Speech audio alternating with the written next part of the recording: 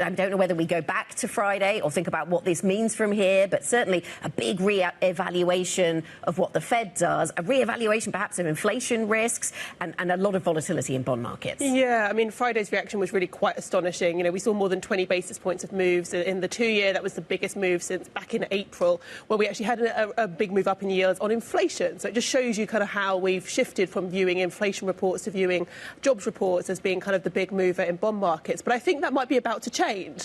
Just given that the report was so strong, it does suggest that there are inflationary pressures still in the market. And that was something that we heard, El Arian talking about, that we've heard Druckenmiller talking about as well over the weekend. And I think that's going to be something that as we kind of head into the CPI print that we have this Thursday, where we'll get kind of that read on inflation, it's going to be very much front of traders' minds. We've seen kind of rate expectations move from being kind of, 60% price for a 50 basis point cut at the next meeting to being less than a certainty that we're actually going to see even one cut at the next meeting. So it really has kind of like been a change of mood, I think, over the last kind of sort of couple of days. And investors are really now going to have to think about how they want to be positioned for that. Rachel, speaking of evaluations, you had the Bank of England chief economist Hugh Pill kind of walking back Andrew Bailey's comments to The Guardian about perhaps expecting a more aggressive rate-cutting cycle. Do you think that this is the beginning of the end for the pound's good year?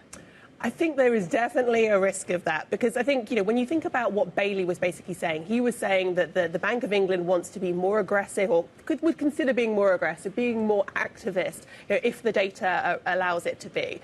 Pill was trying to kind of ease off on that, but he's been a lot more hawkish than Bailey has been in recent meetings. He voted to hold rates when the BOE actually cut in August. So I think there was a little bit of moderation trying to come through in Pill's comments, but Bailey really kind of prompted a big reassessment for pound traders. We saw the pound having its worst week since February 2023 last week. And I think that when you look at where the pound is now at 1.31 to the dollar, it really does look a little bit strong. So there could well be some easing off in the next kind of few days and few weeks. Why is euro dollar trading at 109? Yeah, this is a really good question, right? If we're seeing such bad data coming out, particularly of Germany, what is there to kind of really support the euro? And I think we're still in the midst of seeing this recalibration, right? We've seen kind of the expectations for more cuts in the UK increase. The expectation has increased in Europe as well. We've seen kind of the chance of an October cut really kind of increase significantly. Yep. But we haven't necessarily seen that kind of translate through to seeing more and more easing next year, particularly when we look at it versus the US. At the moment, the ECB and the Fed are practically in lockstep next year, and that doesn't seem like something that's going to be able to continue.